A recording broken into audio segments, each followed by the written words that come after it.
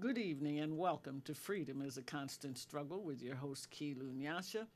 And my guests today are, oh, I forgot.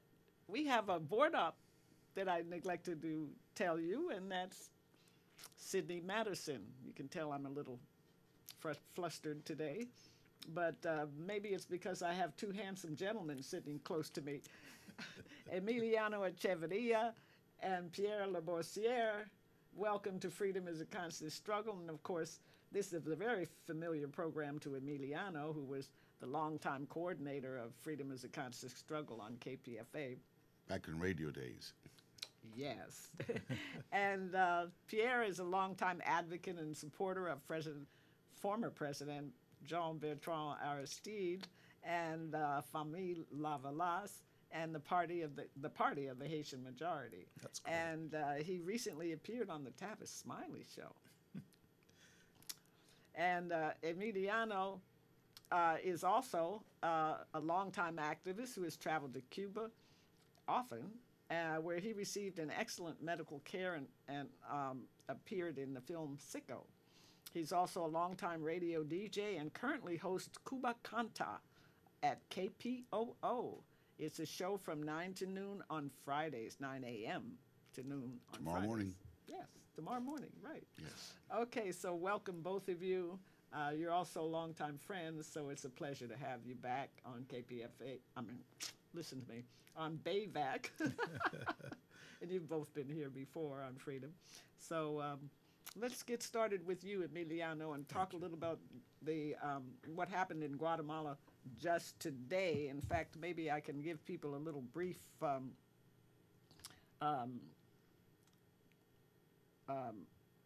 synopsis, right?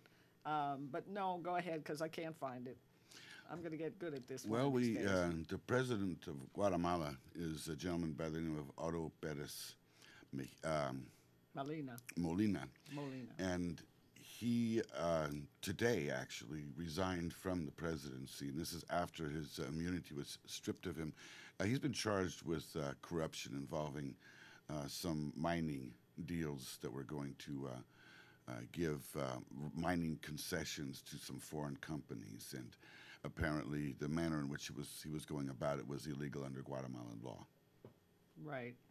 Now, there's been a campaign and people demonstrating, taking to the streets big time to get him out of office. And just today, he finally resigned, and I understand that he's under arrest. Oh, For he is. Well, that's a lot of corruption. And as we were yes. saying earlier, he's under arrest for accepting bribes and lowering tariffs on corporations that paid him bribes and, you know, let them avoid paying taxes and that kind of thing. But as you indicated, you indicated it's sort of like the Al Capone thing. They got him on what they could get him on, but it's a lot deeper than that. It's very deep. This is a man who was trained by what we used to call in this country the School of the Americas.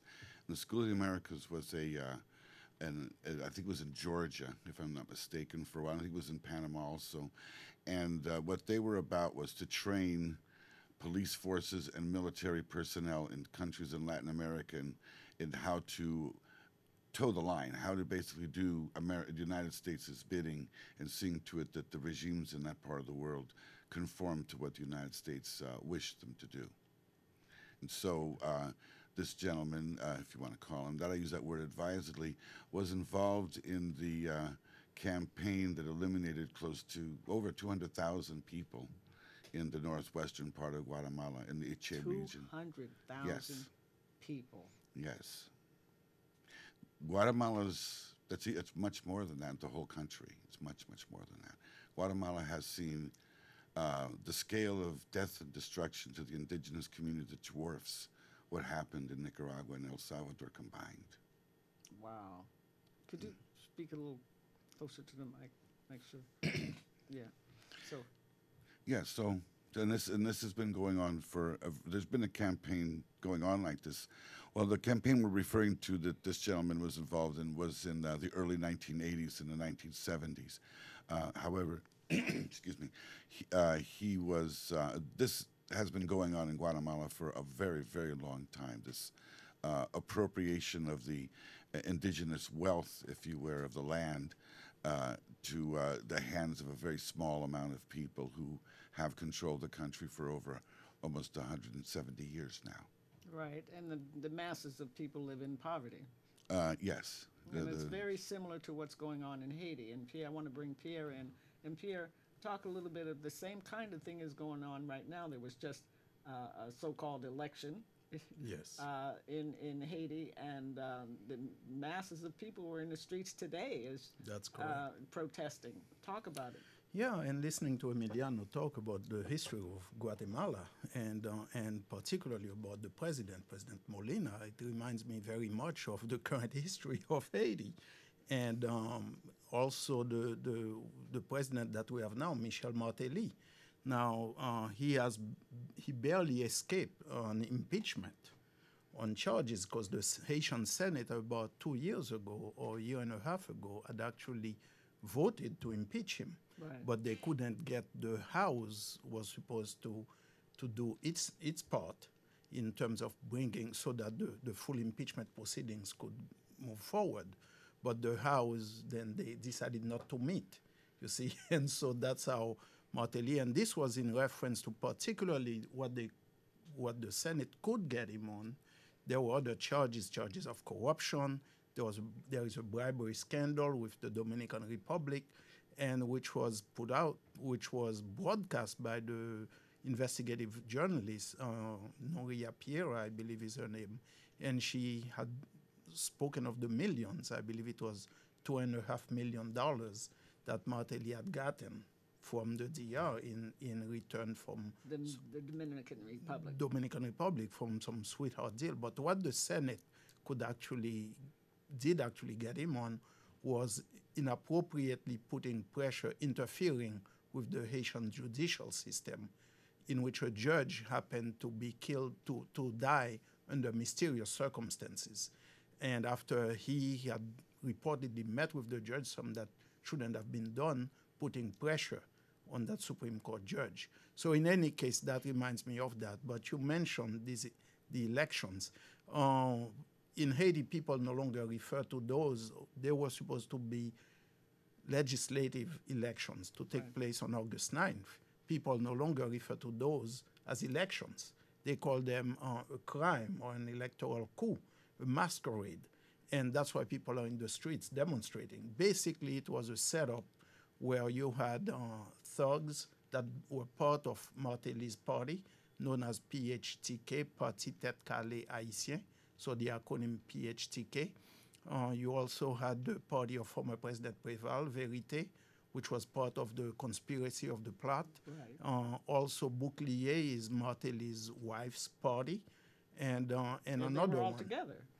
All of them together. One is KID, K-I-D, belonging to the current prime minister, who's de facto, in other words, he wasn't put in office by the Haitian parliament. And the party of the people is Famille Lavalas. But there were other parties also in the elections who were pretty much excluded from, because what they had done is they prevented people from voting. See, the whole thing was ballot stuffing, a lot of incidents of ballot stuffing. People were on the radio, calling the radio station, telling what was going on. You know, Radio Timoun, which is the radio station affiliated with the Aristide Foundation for Democracy, and also other radio stations were getting calls from outraged citizens who tried to vote and couldn't vote. So they were blocked from participating in the voting. So many things were going on throughout the day in different parts of Haiti, that violence, guys with big guns belonging to those parties were actually chasing voters out. They had observers, supposedly people with T-shirts as observers, who were actually spying for these four parties, and they were calling those goon squads to let them know where they saw people were voting en masse. And whenever that was happening, it wasn't for them. So they would come in and the police would stand aside or move out of the way. And these guys would go in there and wreck the place. Right. So that was Also, the UN MINUSTA just stood by. Oh, of course. They were not even present in some of those places. But then they were the first to wash out by the end of the day after all those things were going on. They were the ones who washed out at the end of the day to say, oh, everything went without a hitch. There were minor irregularities.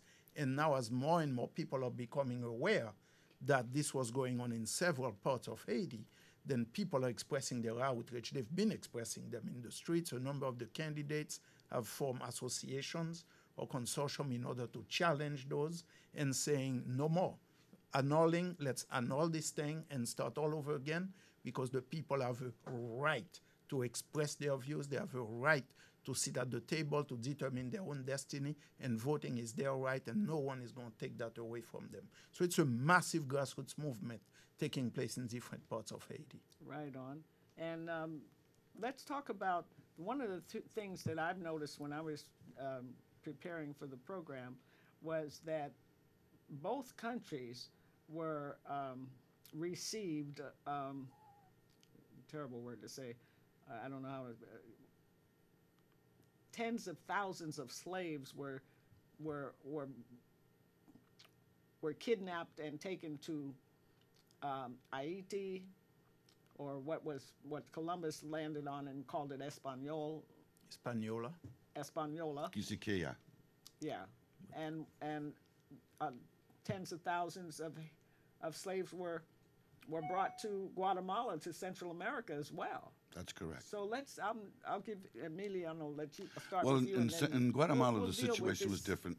In Guatemala, the situation different was because the indigenous population was not annihilated there. In the islands of the Caribbean, for the most part, the indigenous population was pretty much wiped out. Yes. In the Arawaks in Haiti. And then gone. the Tainos in Puerto Rico and Cuba, and yes, all of that. Say that again, though. The Tainos in Puerto Rico and in Cuba, and the Siboneyes in Cuba, all of that was wiped out. They had nowhere to go. But in Central America, we were an isthmus. We're part of a continent, so we had mountains, places where people could disappear into, and so in many instances, people fled into the rainforests beyond the reach of the Spanish. In other situations, they went into servitude, and it was the peon system, which we call peon. If you've heard the word peon, P-E-O-N, Right. the peon system was a form of slavery that was different because they weren't owned by an individual. They were bound to the land. So if the person sold, the owner of the property sold the property, they were thrown in. Oh. But they could not be transferred. In other words, he couldn't take that chattel. He couldn't take those slaves with him to another property. They were bound to that land. Okay. Now, of course, it all starts out with a church-based system, and in the 1800s, the so-called liberal reforms came in, and this happened in Mexico too, where the Catholic Church was basically secularized, and the properties were confiscated. And instead of them being distributed to the indigenous people, which was promised under the church, they were distributed to people who would be landowners, coffee finca planters, banana planters, rubber plantations, whatever they could do with that.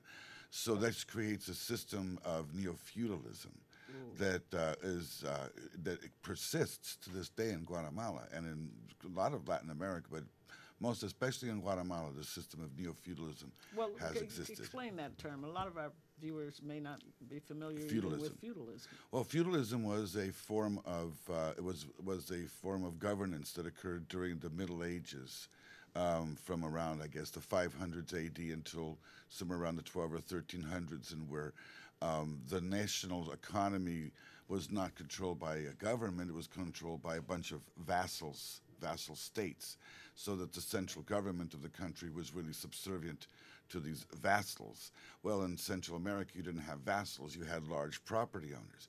Central America, when it originally became independent from Spain, was a single country, the Central American Federation. But because the landowners in these areas wanted to have more access to local, bite, if you will, the countries were broken up into small countries: Nicaragua, Guatemala, El Salvador, Honduras, Costa Rica. That's why it's not a single country, and that's why they have had these problems over the years. The only country in that whole area that doesn't have some of these problems as Costa Rica because they didn't have large land grants. You know, most of the land grants in Costa Rica were under 45 acres, where land grants in Guatemala and Nicaragua would be in the thousands of acres. I The see. And 4 square leagues was your limit. Well, who gave the grants? Who? Government. The government. Government. And usually it was given to people who had been in the military Ah, or are connected with the military because they had shown that they were their service to the country. The same happened in California, too. In California, the ranchos in California were granted to soldiers from the Mexican army. The land grants in California were not Spanish; they're Mexican.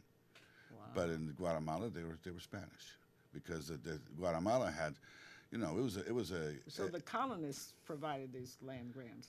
Oh yeah, because they took all the land that had belonged to the indigenous culture. You see, And- there was yeah. like the Europeans did everywhere. They liked, they took, plain and simple. Yeah. You know. And the hell with the indigenous people. Yes, and so the slaves, the black slaves from Africa, in Central America were mostly along the eastern coast. And that was where they were concentrated because most of the indigenous people worked up in the highlands Ah, because of a different climate and they were accustomed to that higher climate, whereas the slaves coming from Africa were used to the tropical rainforest type of climate. The highlands of Guatemala are about like here, that's cooler, I and see. so and its altitudes are different. And when you're a mile or 10,000 feet up, and it gets pretty high up in Guatemala, you have And of course, the land is beautiful, so that's one of the reasons it's such a prize. well, it's very fertile. The land there, you throw seeds into the ground, it'll jump back up at you. You know, that's why they grow banana plantations. Yeah. Some of the best coffee in the world came from Guatemala.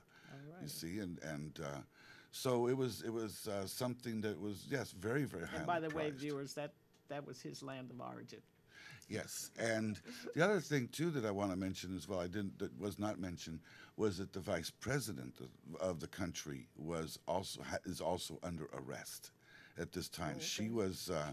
She was actually pulled out of office just before he was. Yeah, I saw that. So we're seeing once again, corruption at the very top, and again we're seeing a man who was a president of the country, who was in essence rewarded for his conduct in the elimination of tens of thousands of people. You know, the Guatemalan Holocaust is one of the most underreported events of the last half of the 20th century. I know. I You know, remember. people don't even know that such a thing happened. I know. You know, and at our It's sad. taxpayer expense. Exactly. Exactly. Pierre, let's talk about Haiti and how Haiti was. Yes. So Emiliano mentioned, he talked about how in the Caribbean islands the indigenous population was wiped out, the Taínos and the Arawaks in Haiti. And Haiti is the original name, but the entire island was also called Quisqueya and was known and the as entire Boyo. island includes The Dominican Republic, and presently Haiti Dominican as Republic. it is now. But Exactly. It's divided. It's two countries. That's correct. That's correct. And the original attraction, or the thing that gave the Spanish a lot of their greed was gold, you know, the gold fever. So, and in Haiti, and today, we are seeing the same thing happening. Right, Because they have found out that there is a lot of gold in Right. Haiti, a lot of it. Yeah. And so there is a big scandal with Hillary Clinton's brother, Tony Rodham, and where he's been granted, or the company that he's with has been granted some a license to exploit the Oh, I gold. wouldn't. And people are Why saying, does that not surprise me? and people are saying, how did that come about? Ah, You see, and so that's another She's so scandal, corrupt. as you're mentioning about the president of Guatemala. you talk This about is corruption. this is another one that's it has been mentioned, it's brewing, and the Haitian Senate was tackling that as well. So part of what's going on, why they want to really force down the people's throat in Haiti, these we can't even call them elections, these masquerades, you know, that they are saying, oh, the people have voted, because they want to be able to control the parliament, have another puppet president like Martelly, who's steeped in corruption, whose people are very much, a lot of his associates have been involved in the drug business. They've been arrested, quite a number of And them. remind people that it was Hillary that made sure he was installed as the president. of Haiti in Hillary Clinton. 2011. That's correct. That's correct. And so one of the reasons why this is happening, it's because they want to have a parliament a new parliament and a puppet president that will ratify all the very illegal things that they have done. We can talk about how they've been taking land from the people, a lot of expulsion of the population illegally. And today, as we are speaking in the city of Al-Qaeda, in all that region, Martelly is trying to take prime beach areas that before the people used to have access to. People used to do a lot of their economic activities. It brought them a lot of business, and now they are trying to privatize it. So for the past 2 or 3 days, people have been in the streets fighting, demanding that this thing stop. And so there were 3 people killed, I believe, yesterday or 2 days ago, and today there were at least 3 more wounded by gunfire from the police. And by the way, this new unit of the police that has been most brutal has been trained by the government of Ecuador. In Ecuador, they are being trained. Ecuador and Brazil are working with Martelly to restore the old brutal, criminal Haitian military. And that's what's going on, and it's in complicity with the Organization of American States. So when we are, I know I'm jumping ahead a little bit, but this is a time to mention it, that the countries of many who call themselves leftists in South America and Central America, like Ecuador and Brazil, are working in collaboration with an ultra-right-wing government that is oppressing and repressing the people of Haiti. And they know it because it's been mentioned to them over and over and over again. This is shameful, what's happening. You know, I'm glad you said that, because follow the money. One of the things that I've been really irritated by is the so-called left too. You know what to expect from the right wing, but you expect a little more from people who claim to be righteous, who claim to, be politically correct. But I've gotten so I cringe at the word progressive, because a lot of these blind people spots there. call themselves progressive are anything but. I think it boils down to what our political labels that we use in this country are somewhat askew to the rest of the world. So what we call liberal in this country is really to the rest of the world center-right. You see what I mean? In other words, if you're a progressive in this country, chances are you're to the right of what most people in, let's say, Europe or in other parts of the world would consider moderate. Exactly. The word moderate in itself, that's used in the American press endlessly, there's no such ideology. That has no meaning whatsoever. I know, they killed me when they were trying to find moderates in Syria. Or moderates in El Salvador with yeah, Napoleon they're Duarte. always doing that, But, I like the old song, don't mess with Mr. In Between. There you go. Don't know whether they're coming or going. Yeah, and I'm not too into compromise either. And that's one of the reasons I think that our movement has made so little progress, because instead of moving forward and being uncompromising in our push forward, and knowing we're right. I think it's a simple question of right versus wrong. Right. You see, So my phone is ringing. I apologize, Father. It'll go away in a second. I would also like to mention that it only lasts about 10 more seconds. But in Guatemala, if you had seen some of the videos and some of the footage of the demonstrations that happened in the Plaza Central, you saw tens of thousands of people, mostly working class and indigenous people, out there doing something that, to be honest with you, 20, 30 years ago would have been completely unthinkable. People would have been too frightened and too intimidated to do such a thing, to amass and fill the central plaza of the capital of Guatemala with thousands of people. Yeah, I saw just a sea of people. Never, you just wouldn't have seen such a thing. And many people in Guatemala are thinking that hopefully this might be the beginning of a Guatemalan spring. because it's been a long, Maybe long, the beginning long of a winter. Guatemalan revolution. Well, that's what I mean. You know, to Yeah, I get things know. moving, get things moving. I'm because just it's trying to been, clarify. Oh yeah. Well, Yeah.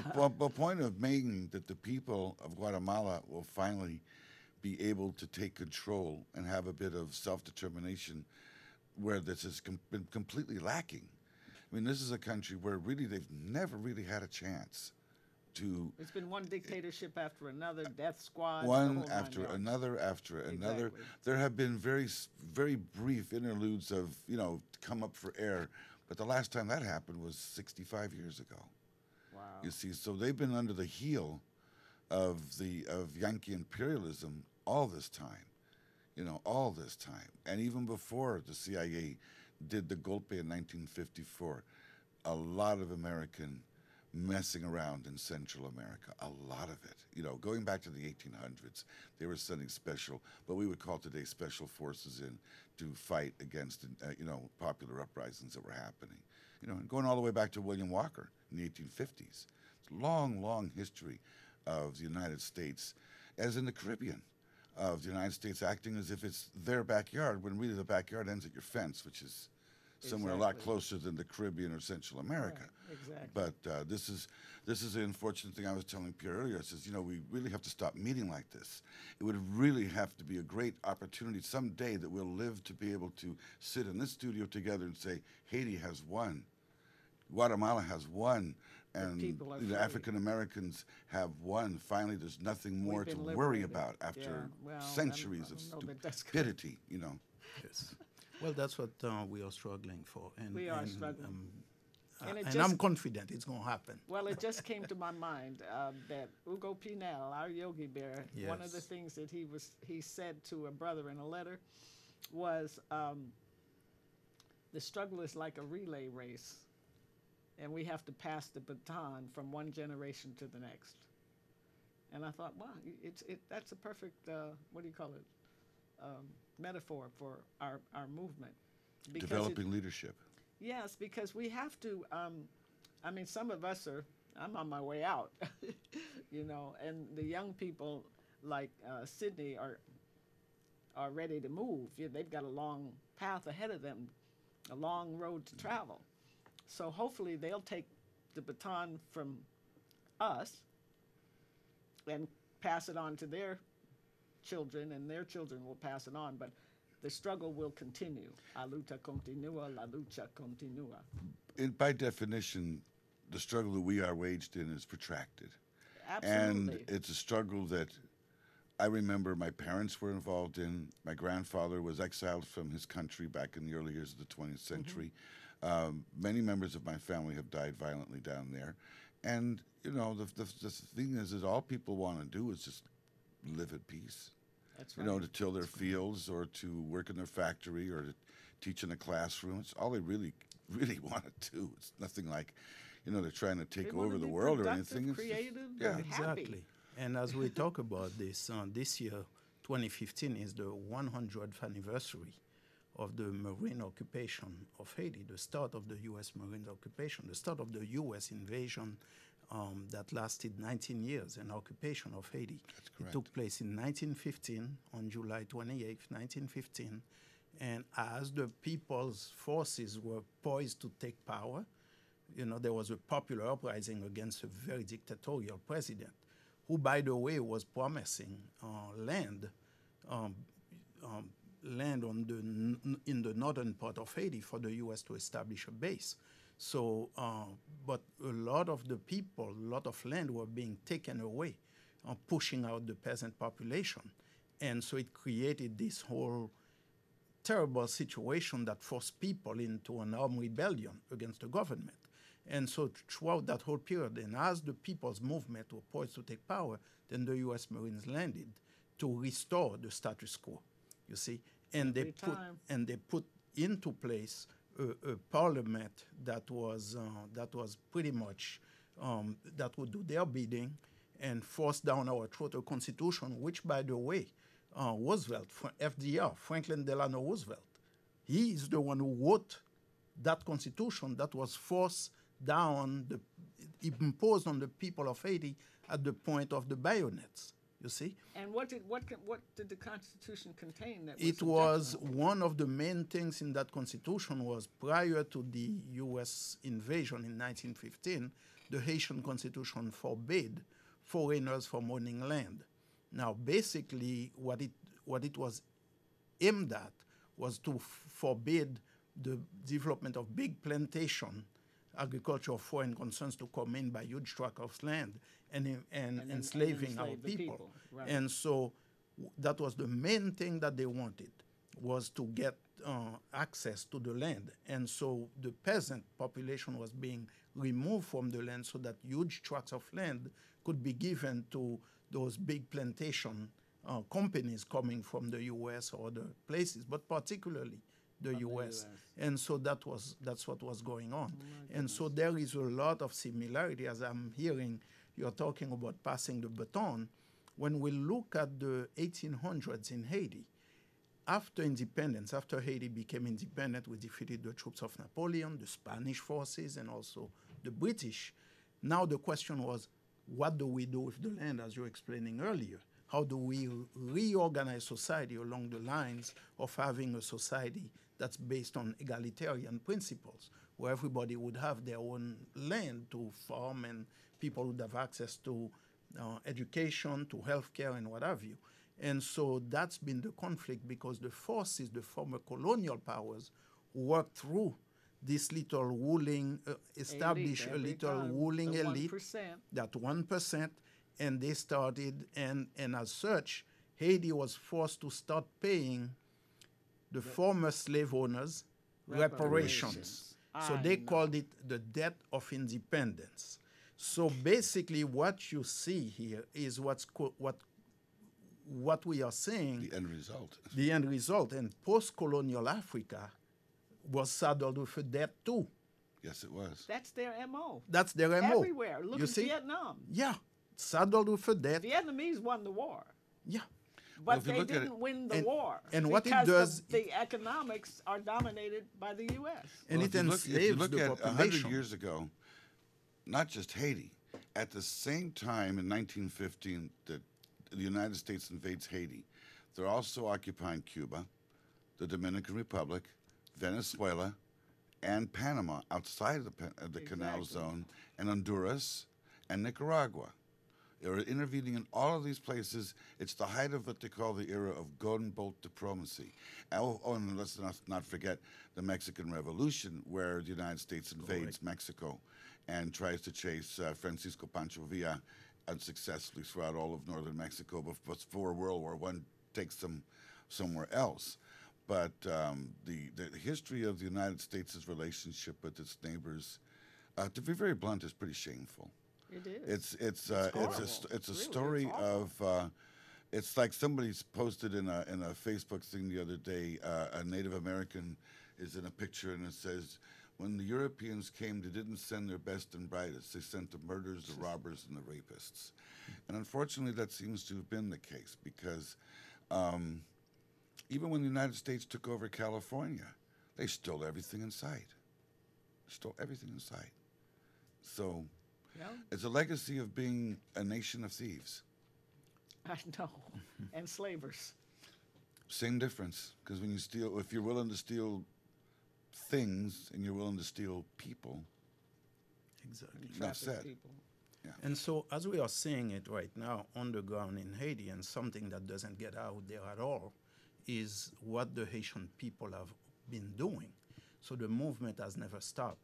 Post-independence, the struggle was to land distribution. So you had peasant armies, the Piquet of the South in the 1840s.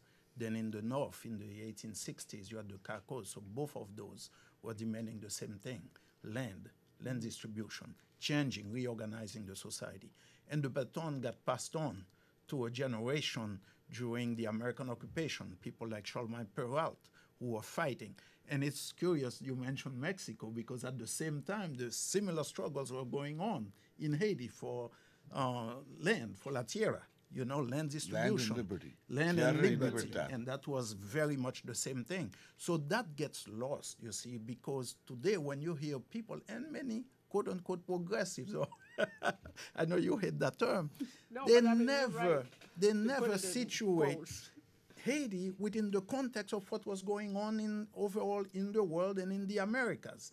It's as if it's Didn't Haiti, exist. as if it's a basket case, I know. and it's terrible. And today, as the struggle is moving forward in Haiti, has been moving forward, has never stopped.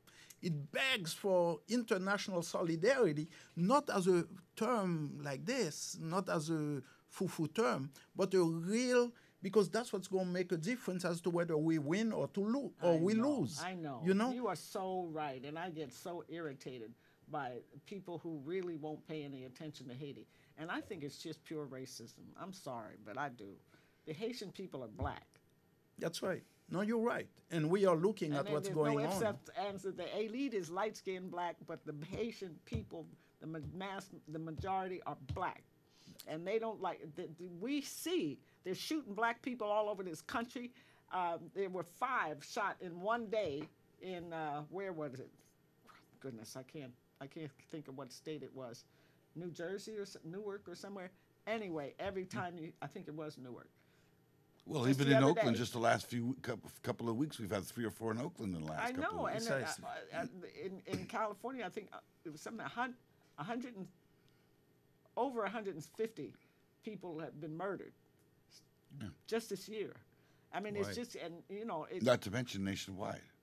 nationwide is horrible. It's horrible. It's just horrible, and with impunity. So what is this? This is nothing but death squads, and thinly Well, disguised death squads. well, That's what it's it it's is. it's what we would call, for those of us who have lived in countries both communist and fascist, and know the difference. It bears all the markings of this. The police state has arrived. It's here, Welcome it, because we lost. glaring and threatening. Sorry to It's say here. that, we lost that battle. Yes, we did. And that's the why Panthers, we lost it. We lost the battle. The war's not over. You didn't hear me say the war. I know. I just want to make sure that our audience understands That's right. that we lost that battle, but the war is not over. A luta continua. that's right. Protracted struggle. And and that's why in Haiti people respond to Black Lives Matter.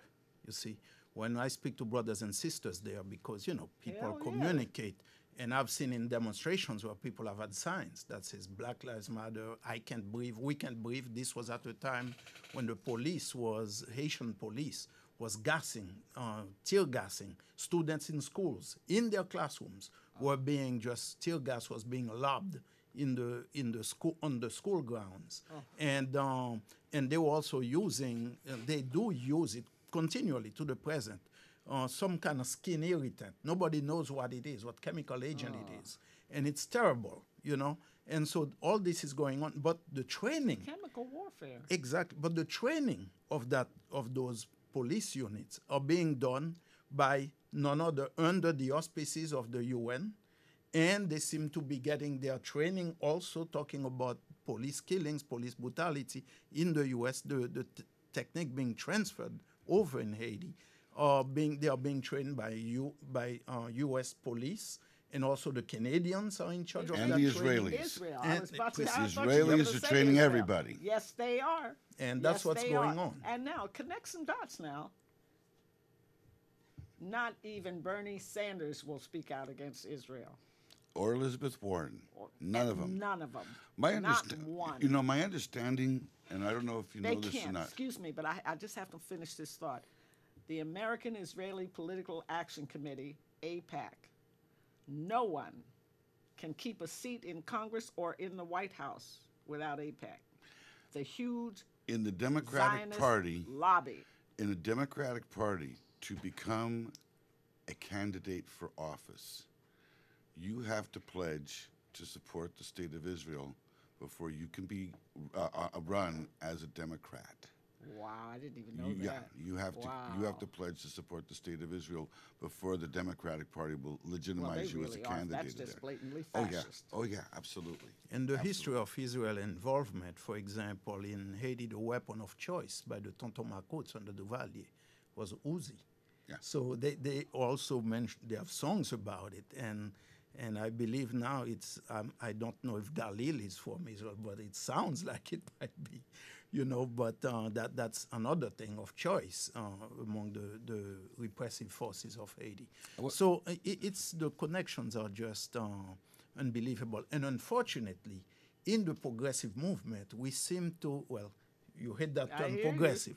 Among us who want change, we seem to be so compartmentalized in our struggle and not having a common front to deal with all of these issues. Do we need and then we look at front some as being against fascism. yeah. So it's an appeal really that for all of us. So there are efforts being made, of course, but that needs to be stepped up, that needs to be encouraged, that needs to be pushed, it's a priority, because when we look at those repressive forces, those big powers, they always put together coalitions. They always work in solidarity with each other. Oh, yeah. But we are we don't. compartmentalized. I want to make clear what some of the evils of fascism can be, because Guatemala is probably one of the outstanding examples of the evils of fascism.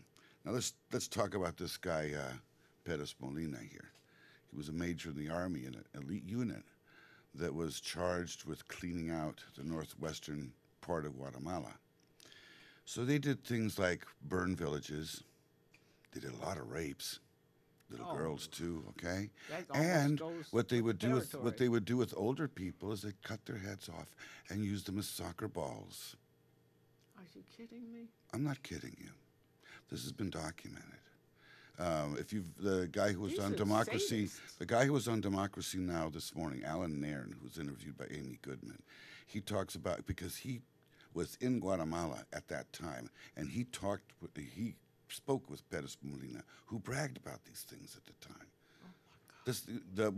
What was sponsored by the United States in Guatemala is a Holocaust, plain and simple, and it's if you've noticed over the last 60 years, and we've all been around long enough to remember that far back, that the American news media almost never covers Guatemala. They'll cover Nicaragua, El Salvador, Mexico, Cuba, Africa, Vietnam, the Philippines, Antarctica, but they will not cover Guatemala. And there's a very good reason for this. The same reason that Iran was bludgeoned into submission a year earlier when Mossadegh was overthrown. There is a history of criminal activity here that has resulted worldwide in a larger number of deaths than were ever accused to have been committed under either Stalin or Hitler or anybody else. We're talking about over 30 million people have perished around the world since 1945 as a result of our actions around the world. Wow. So people could put that in their pipe and smoke it for a while. I heard that. Because my country, my family's country, Guatemala, has been at the butt end of the worst of it. And these people did not deserve it. I heard that. All right?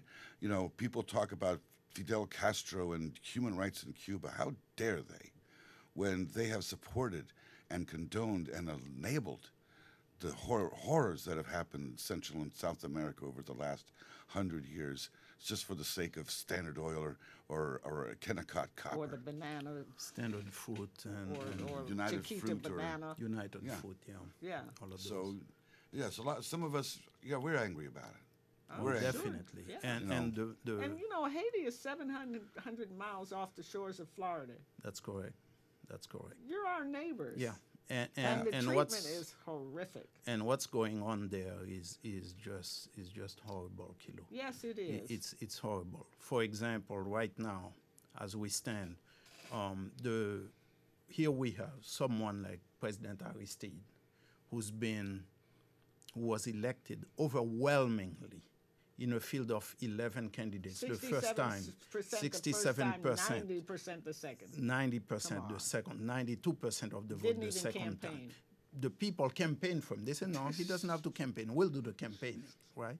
People's leader. And here he is being removed from office in 2 bloody coup d'etats twice by the U.S. These are coup d'etats by the U.S. government. They will not tolerate a people's government. And now that he's back in Haiti, And from hitting the time he hit the ground in 2011, 6 months later, he reopened the medical school. Something that Haiti needed, some that he had established earlier, but that the Marines, the French, the Canadians armed forces, and also the UN occupation forces have taken over that building and really stolen everything in there. We have to say it because it was a well-equipped medical school, university, and everything was removed from there. So that by the time he got back, he had to start from scratch in 2011. But don't remind people what they did with it. They turned it into a military barracks. Precisely. And parts of it into a prison as well. I visited over the summer, well, they love and I prisons. saw that. And so here is the school, reopened. 5 months later, let me see, from reopened from March to September, it was reopened. And with very little money, it didn't get any money from any of these big, the Clinton Foundation and all of them with so many billions. Yeah, where is the billions? Exactly. Where did they go? So it's reopened, and now they started with 122 students, 61 men, young men, 61 young women, because they want that, for the women to be there as well. And now the school has close to 1,500 students. Oh, good. And not only medical school, but it's a nursing school. They have the first school of physical therapy to be established in Haiti. I'm going. It's there now. And there is also a law school as well. So, and this year they will start a program of continuing education. So you see, there is a lot of positive happening on the ground in Haiti. The people have shown what they could do when a people's government was established, was in power in 2000 when President Aristide was elected the second time. So many schools were built throughout the country, so many hospitals, also a number of clinics, and people felt empowered. People had felt empowered to do things, you see, and this is what was destroyed. And now they are pouring money, killing people, terrorizing the population to prevent the people from having access to power, which is to do things to decide what to do with the resources of the country, and how to self-determination, and to put people before profits. Exactly. And this is what is going on, and that's what they are trying to squash. And once again, it's important that people throughout the world know this. So thank you for having me on the show, so people can really rally and be supportive of this struggle, as well as the struggle of the people of Guatemala and people here in the U.S. who are struggling. So we need that togetherness. Yeah, for sure. Emiliano, we've got about 3 minutes left. Well, it's again like what Pierre was saying. It's the old saying in Chile, what was happening during the Allende years, which was a people united will never be defeated. It's no truer now than it was then. It's still the same truth that if people pull together, they will make it. The one thing I also want to say too is I do really believe, in a lot of ways, that the American commercial media would make Joseph Goebbels proud and, quite frankly, should be charged with war crimes. Because the American media does more to cheerlead this crazy country, this overly armed country, into doing some of the nuttiest things, and nobody ever calls them on it. The so-called liberal media is one of the biggest advocates and cheerleaders of war we've ever had, and like I said, Goebbels would have been proud. You know that's right, but tell people who Goebbels was. Joseph Goebbels was the minister of propaganda for Adolf Hitler in Germany between the years 1933 and 1945. There you go, because how much worse can the propaganda... people know almost nothing about what is really going on in the world. They just can't get the truth. And speaking of that, I'm glad you mentioned about that. In Haiti, we have a consortium of an association of the elite media people. Mm-hmm. And so they call it ANMH, I believe. This is the acronym. I don't know quite what it stands for, but it's an Association of National Media or something like that. Uh-huh. But basically, what we are saying now, we are saying the most popular political party in Haiti, Famille Avalas, is being completely unmentioned in the Haitian media. Of course. Particularly the candidate Yeah. of that party, Dr. Maris Narcisse. She is, as a young woman, she was very involved in the struggle, has been a Lavalas, as she said in a recent interview, before there was a Lavalas, and she was the spokesperson for President Aristide, a medical doctor, who has set up a number of clinics throughout Haiti and has done tremendous work. She's running for the presidency for the most popular party, the majority party, and you don't hear ever her being mentioned in the Haitian media. Very rarely. They might say something that she said parts of it, but they will never put her on and to be exposed to the public. So this, using that the media is really something we are witnessing in Haiti, and just saying, my God, how can they get away with this? And one thing real quick, and that is that in Guatemala there's going to be elections on Sunday to choose a new president. Right, yeah. So this story is far from over. Yeah, but I've heard talk in my reading. I heard that some people are advocating boycott.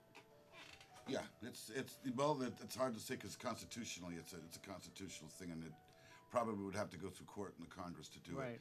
But in any event, the person who is going to be the interim president will serve until the 21st of January next year. Okay. So we'll see how it goes. Emiliano Echeverria, Pierre Labossiere, my dear brothers, thank you so much for joining us on Freedom. And thank you, Sidney Madison. Thank Andrew and everyone who helped. And thank you, viewers, for tuning in to Freedom is a Constant Struggle with your host, Kilu Nyasha, here on BAVAC. And we'll be back on September 17th with Raj Patel and via Skype. And he'll be talking about the worldwide food crisis, among other things. So, power to the people, release all political prisoners, abolish the prison system and the death penalty, and forward, forever, backwards, never, and long live the spirit of Hugo Pinel, our Yogi Bear.